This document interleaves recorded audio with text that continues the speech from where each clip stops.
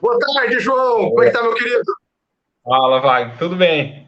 Cara, Joia. a gente tá precisando tomar uns puxão de orelha, né, cara? A gente não tá conseguindo gravar duas vezes por.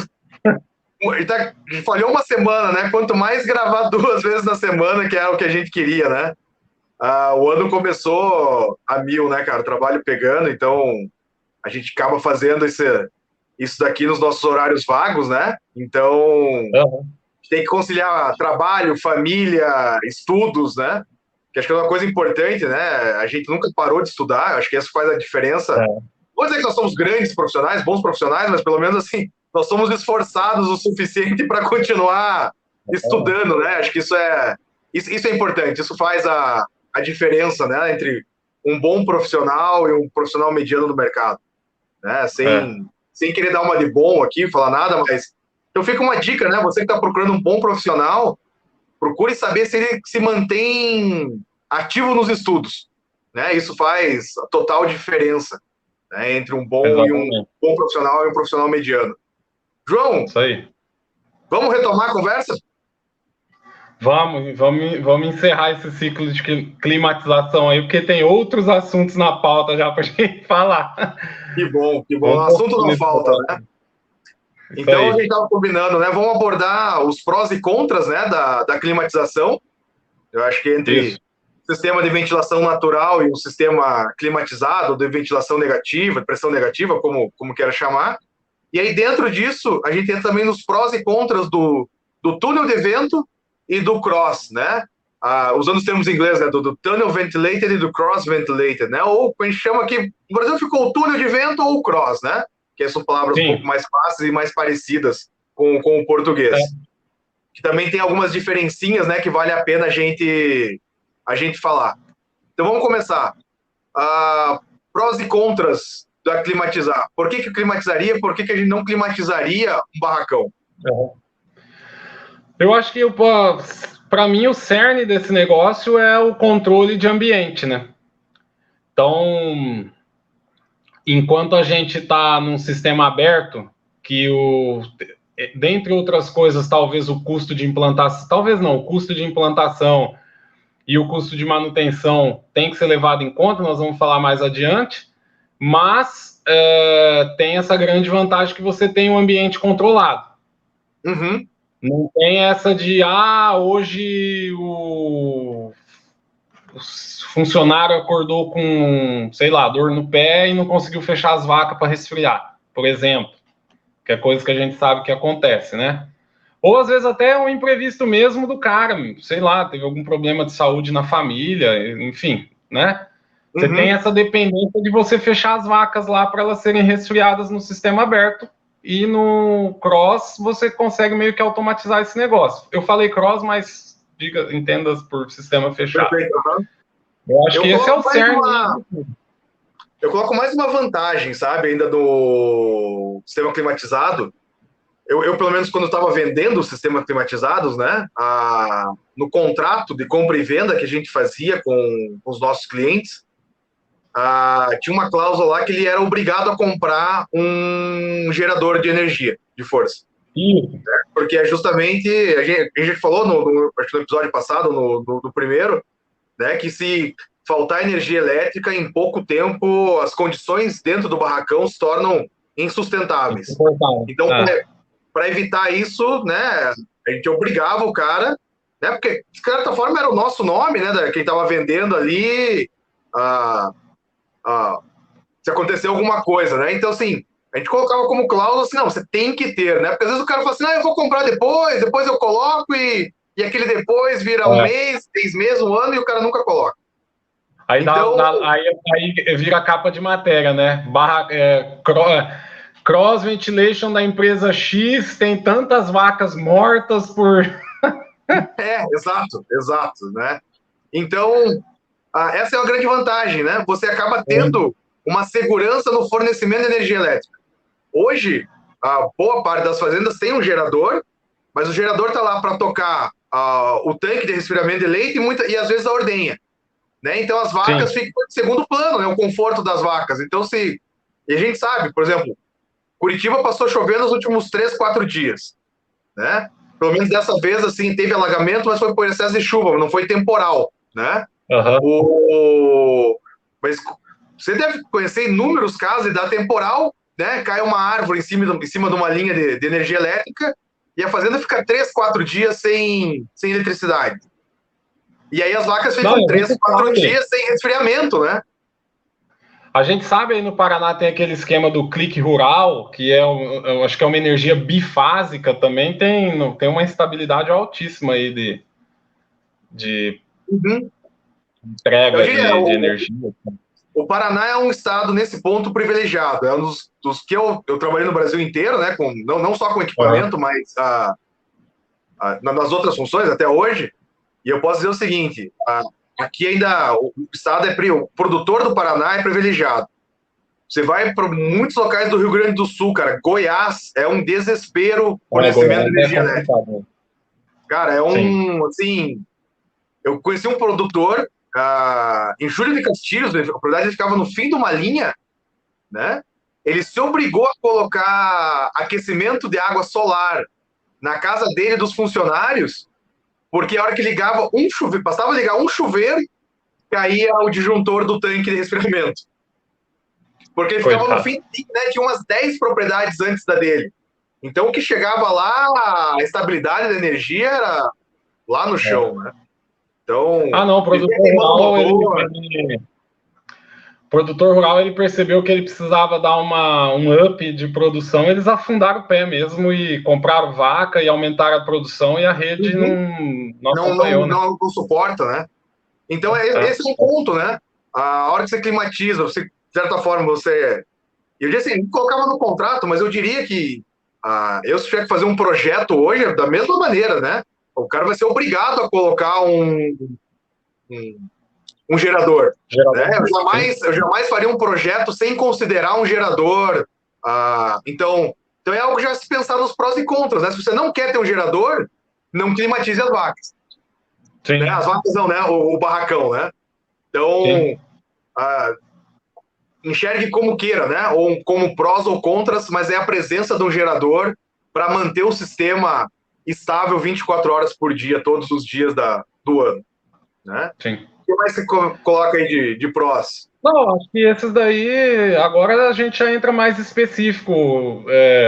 Não sei o que você... Eu estou pensando aqui, eu fiz uma colinha, na verdade, aqui. Vamos na tua cola primeiro? Eu tenho um ponto que eu já falei também, mas eu vi um vídeo hoje que eu acho interessante a gente voltar nesse ponto. Fala lá. Tá bom. Não, acho que para o pessoal entender, então, quando a gente fala de túnel, você está com o barracão aqui, né? Então, o túnel, o que é? Em cima, num lado aqui em cima você tem exaustor, aqui embaixo você tem placa. Então, o vento ele passa sentido túnel. Quando a gente fala cross, então você está com o barracão aqui, desse lado aqui, então, você tem exaustor, e do outro lado aqui você tem placa. Então, o vento passa cruzando o barracão, só para deixar claro para o pessoal. Só usando um exemplo, aí você entrar, então, nessa questão de... Não, pode falar. Pode falar. Não, enquanto você falava, eu tô gravando no celular, né? Então você falava, só para o pessoal conseguir imaginar melhor, né? Coloca o celular de pé na tua frente, né? A câmera normalmente de selfie fica na parte superior e o conector da energia elétrica fica na parte inferior, né? Então imagina que as placas evaporativas vão estar na parte de cima, onde fica a câmera de selfie, e os exaustores na parte de baixo entra o carregador. No cross, no botão, por exemplo, o meu celular tem botão só de um lado, né? Mas do lado direito, ou então os botões de volume, ficariam as placas do lado esquerdo, né? Onde não tem nada aqui, tá? A câmera de selfie inverte tudo, mas enfim, do outro lado ficariam os exaustores, né? E lembrando que o sentido do ar é sempre das placas até os exaustores, né? Seja no túnel ou seja no cross, né? E nunca é do exaustor para a placa, é sempre ao contrário, é da placa pro exaustor. Então acho que esse é um ponto interessante também a gente colocar aqui, né? Como funciona. Falando só dos prós e contras, acho que tem 2 pontos para a gente falar que são importantes. Eu vi um vídeo no LinkedIn, até me esqueci quem que publicou, eu achei muito interessante o cara falando de conforto, né? Como escolher o melhor local para... Até queria lembrar o nome para poder citar aqui, porque o vídeo foi muito bem feito, até para dar o crédito correto, né, para a pessoa que fez o vídeo.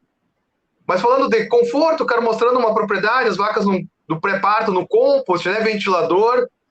E enquanto ele falava, né, ele estava em primeiro plano, as vacas em segundo plano, e eu não consegui parar de prestar atenção numa coisa, na orelha e no rabo das vacas, né? O tempo inteiro as vacas batendo a orelha e batendo o rabo. Então, mesmo de longe, sem conseguir enxergar, né, só pelo comportamento animal, a gente podia ver que as vacas estavam com uma infestação de mosca muito alta. Eu até vi uma postagem do professor Flávio Damasceno, ali da Unesp Botucatu, né? Ele fala bastante sobre compost barn, ele falando justamente do problema de infestação de mosca nas vacas em compost. E eu diria que essa é uma das grandes vantagens, acho que a gente também citou essa vantagem em algum outro programa, que é a redução para zero da infestação de moscas quando a gente climatiza o barracão. Cara, é questão de poucos dias, a gente elimina, é engraçado isso, mas elimina 100% das moscas, pelo menos na parte interna do barracão. Então você entra no barracão, as vacas estão deitadas e você não vê um rabo batendo, você não vê uma vaca quando está em pé, né? Elas pisoteando o chão assim para espantar as moscas das patas, não vê nenhuma orelha chacoalhando para espantando mosca, é incrível. E eu acho que uma boa parte, é óbvio, né? Um grande ganho da produção de leite vem através do conforto térmico, né? Na verdade, acho que a grande parte vem, mas a gente não pode deixar de citar a diminuição do estresse pela eliminação das moscas numa situação dessa. Assim, né, eu que me preocupo muito com o bem-estar animal, gosto, né, de falar disso daí, cara, para mim é um ponto absurdo. E se a gente for pensar para o lado do consumidor, né, eu sei que você gosta muito, né, tem uma preocupação muito grande com a impressão que o consumidor final lá na cidade grande tem da pecuária leiteira, né, porque ao mesmo tempo que, óbvio, não deixa de ser, né, as vacas vão estar num ambiente completamente artificial, né, porque na natureza elas nunca estariam fechadas dentro de um barracão, mas a gente consegue eliminar a mosca, e ao eliminar a mosca, a gente elimina 100% das moscas sem usar 1 grama de produto químico, de mosquicida, do que for, né? E eu acho que essa é uma mensagem importante a se passar para o consumidor de leite, né? Você está achando ruim a gente fechar as vacas aqui, mas tem as suas vantagens também, né? Veja bem, a gente fechou as vacas, só que a gente eliminou mosca. Então as vacas estão muito mais confortáveis, né? Bom, quem já foi para algum lugar, para quem gosta de acampar, deixa a barraca aberta, né? Ou você está num churrasco, agora no verão, né? Em algum lugar, cara, pega meia dúzia de mosca que fica voando em cima da comida, em cima da gente, mosca entra no ouvido, no nariz, no olho, a encheção de saco que é. Cara, imagina isso para vaca, né? Então isso para mim é fantástico, sabe? Essa redução. Redução não, eu diria eliminação, né? E o grande contra do sistema climatizado é o custo, né? Realmente, ele é um sistema que tem um custo muito mais alto para ser implantado. Nas minhas contas, se a gente for construir, por exemplo, um freestyle do zero, o próprio compost, a gente praticamente dobra o custo por vaca alojada climatizando o barracão, né? Mas é um custo que ele se paga muito rápido, né? Ele não é prejuízo. Por isso eu falo custo, porque ele só custa dinheiro, porque a gente tem um retorno muito rápido.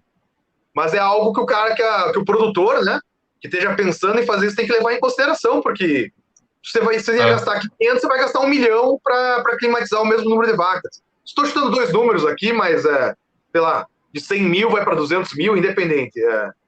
É óbvio que aí tem uma questão de modelo de barracão que a gente pode tornar ele um pouquinho mais eficiente, dependendo da situação, e economizar um pouquinho mais, né? Vou fazer um túnel, dependendo da quantidade de vacas, é mais interessante, depende para o cross. Bom, a gente vai falar isso daqui a pouco. Mas então, o grande contra só para fechar aqui, né? O grande contra é custo e o grande benefício que eu adicionaria é a eliminação de mosca e o conforto térmico. Sim.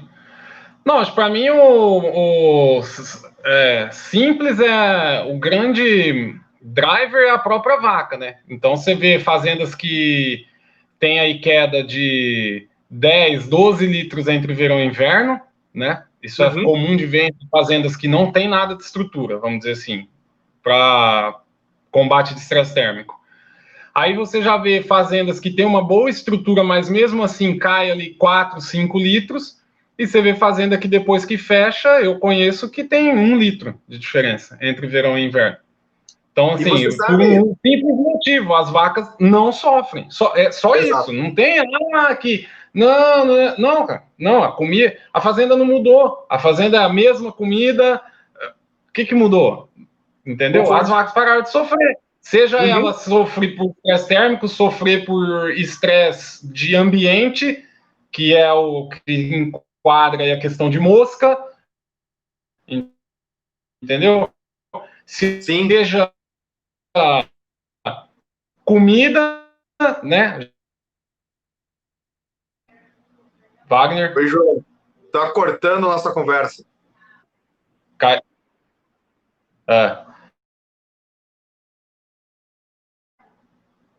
Tá me ouvindo? Câmbio? Tô te ouvindo. Ah, voltou. Tá. Pode ir. Beleza. Então, aí seja. E também eu ia falar a última questão de comida, né, cara? A gente sabe, vaca não gosta de comer comida quente, né? Exato. Não, quem gosta de comer comida velha? Aí aquela puta calor de 35 graus com 70, 80% de umidade, imagina a silagem dela ali, como é que vai estar super saborosa 4 horas depois que foi servida, né? Então até nisso eu acho que corrobora também para... Agora, entre túnel e cross, aí tem umas particularidades, né? Eu, por exemplo, eu vejo o túnel, né? Um sistema aqui de investimento um pouco mais barato, porque já é menos placa e menos exaustor, mas tem uns desafios, né? Então, você pegar compost, a questão de você ter defletor na cama, você tem que levantar defletor, baixar defletor.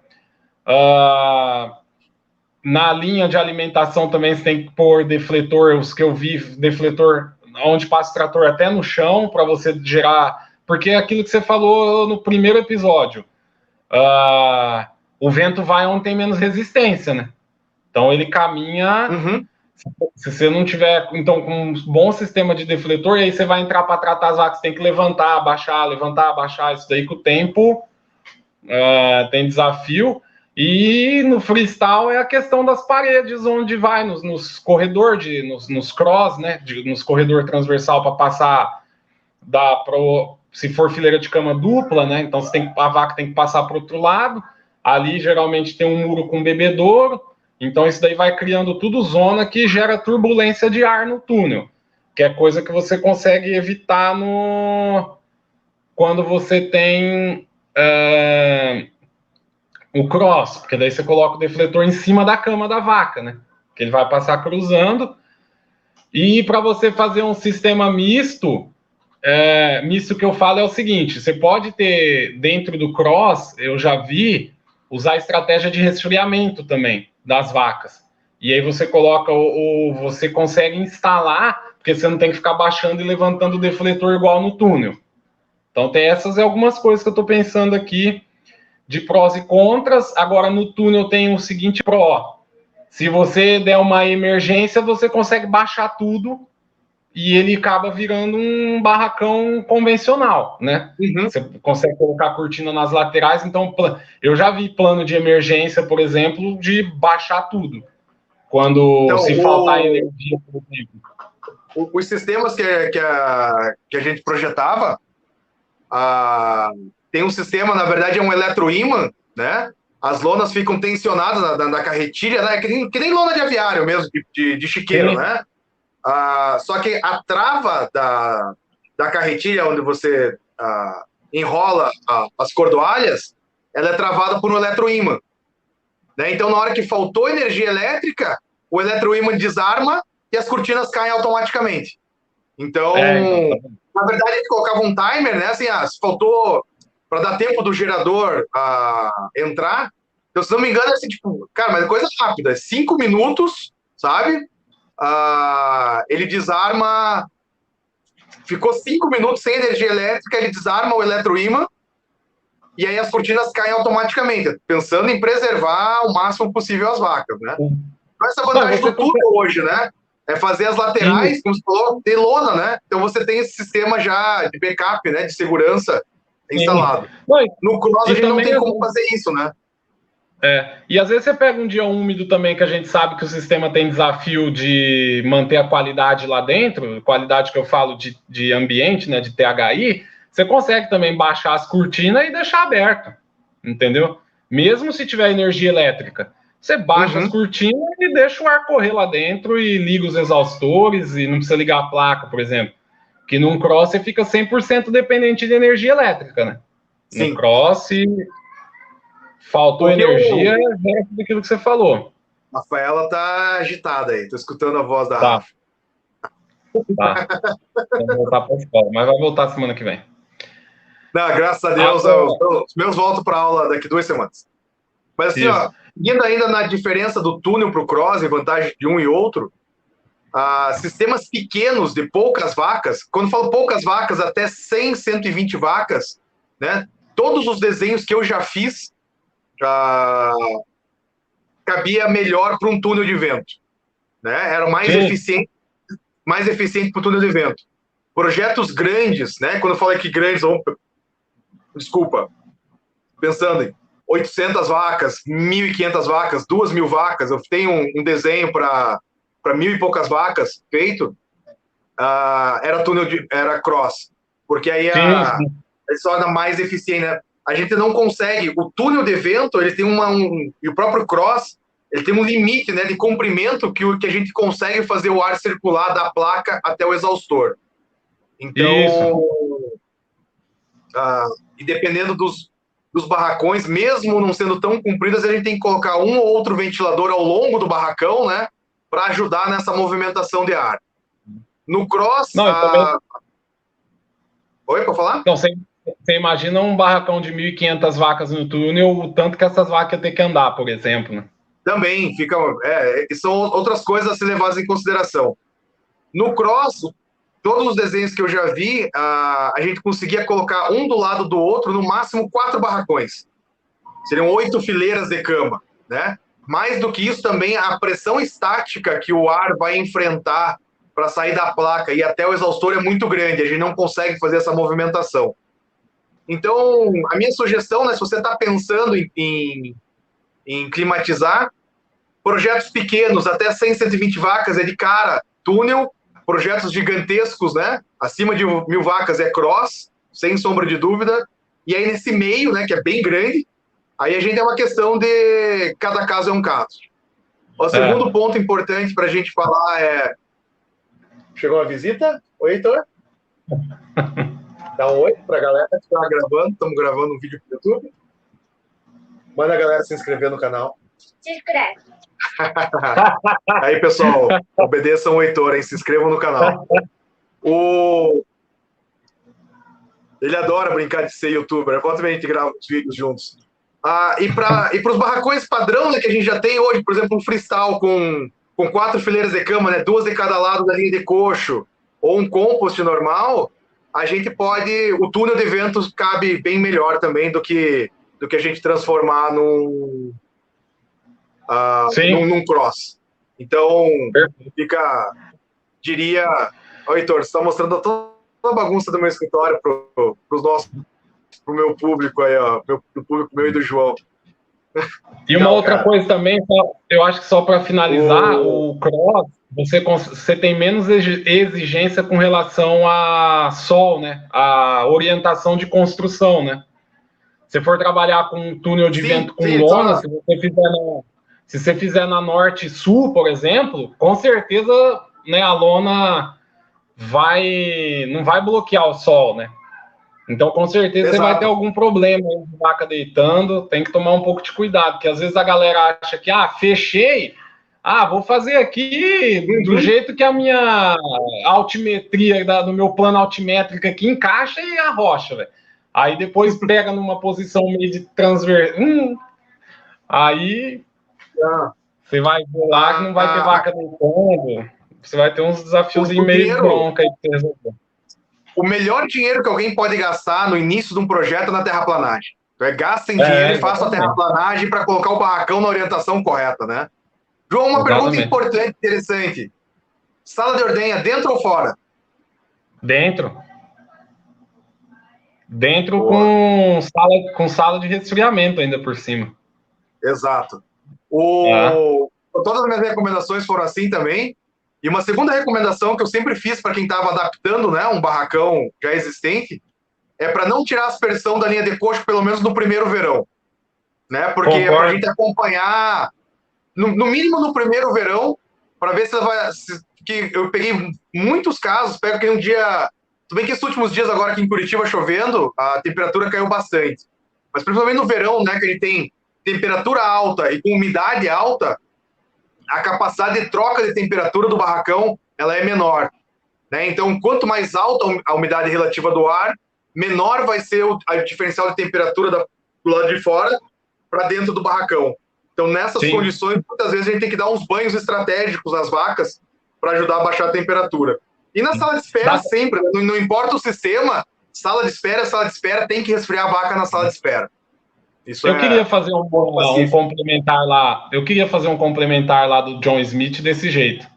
Tipo assim, fecha as vacas na alimentação com canzil, aí coloca dentro do cross água, aí bota 1,15, 1,10 e 1,5. E aí com termômetro para medir, vamos ver, acho que um dia a gente faz um negócio decente.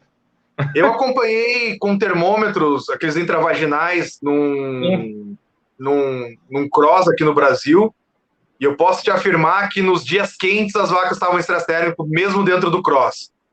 Então, não é nenhum absurdo, óbvio, não se compara, né, com o estresse térmico que a gente vê no barracão normal, mas essas vacas se beneficiariam de banhos estratégicos. Por exemplo, elas vão tomar o banho e o vento na sala de espera. Eu ligaria, por exemplo, a aspersão por 1 hora após a ordenha, entendeu?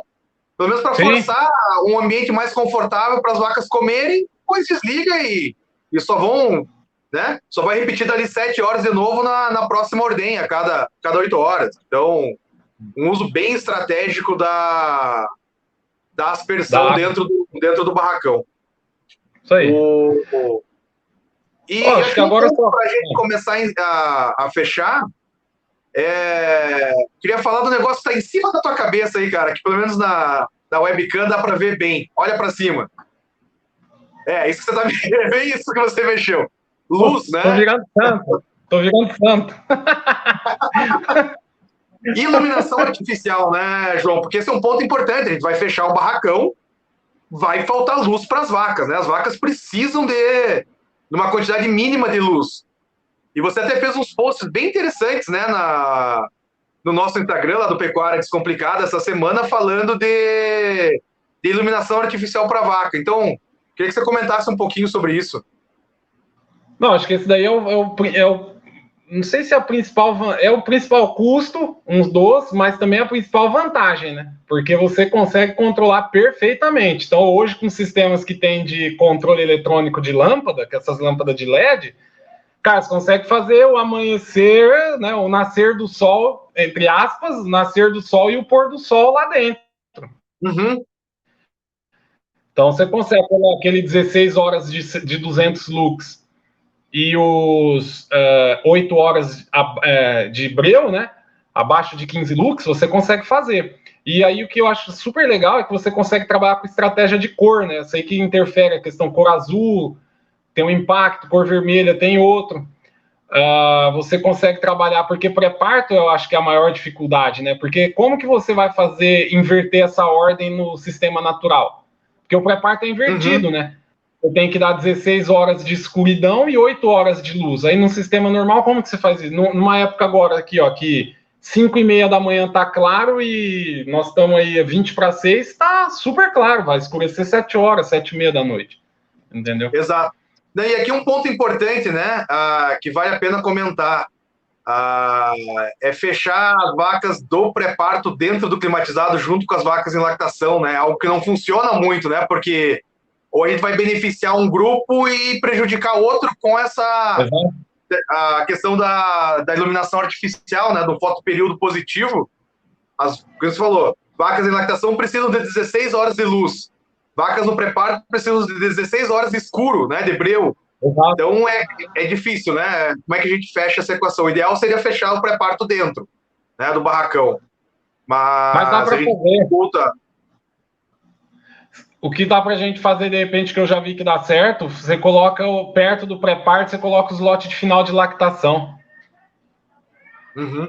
É E claro aí assim, diminui né? o número de... Nós estamos contando com o seguinte, né? Tudo que a gente já falou aqui, você tem que pregar o pau na reprodução, você tem que se ligar num monte de coisa, porque a gente entende que vaca no final de lactação, ela tá no final de lactação porque ela tá prenha para parir de novo, né? Agora que as vacas de final de lactação vazia, aí acho que é até mais fácil, porque pelo menos essa daí você já tem que vazar com ela logo, entendeu? Com certeza, com certeza. E você controla isso melhor e tem que controlar, cara. Você viu a publicação que a gente fez lá essa semana? Aquilo lá é um caso real mesmo.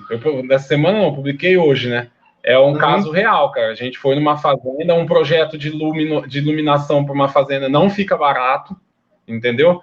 Mas assim, o barato talvez não é o melhor termo, é um investimento. Então, investimento tem que separar, né? Investimento é uma coisa, custo é outra. Aí o custo, você tem essa análise de barato ou caro.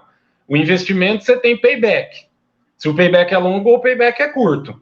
E aí você faz, né? O payback é muito longo, e aí o que pega no payback é o seguinte: ele tem que ser menor do que a vida útil do produto, né?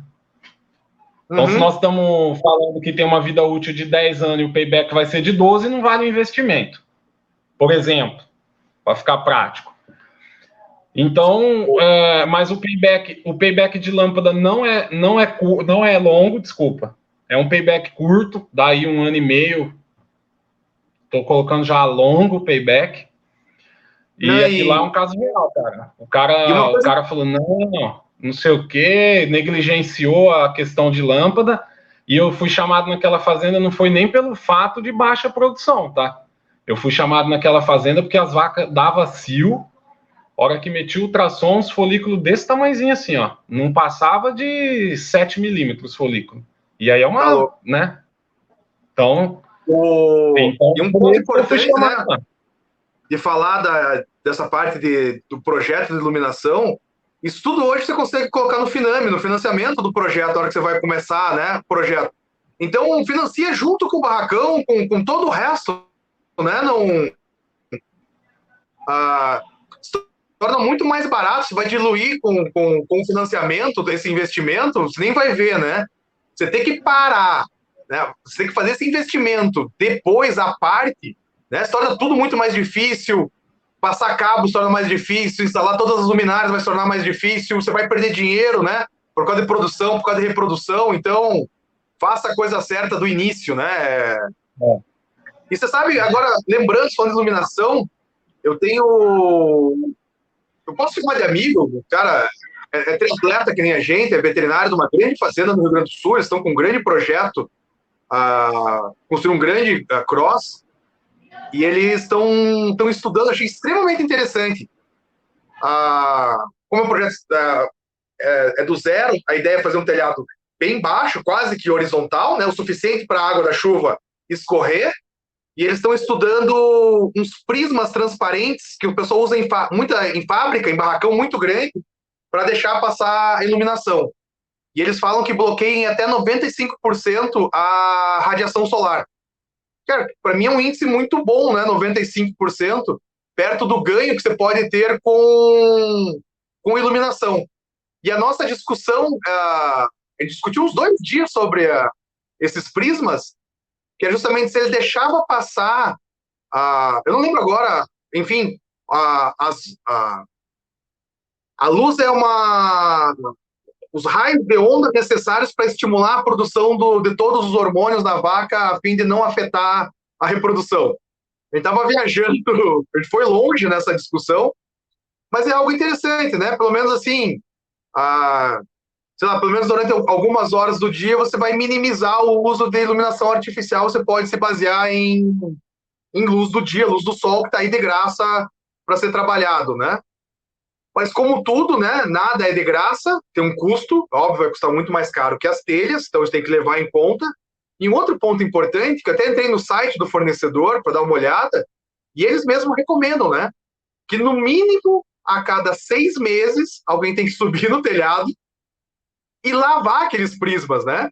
Porque você começa a juntar poeira, começa a juntar musgo, e daqui a pouco você acha que o negócio está fazendo efeito, ele está bloqueando a maior parte do sol que passa ali e está escuro de novo dentro do barracão. Então, de novo, né?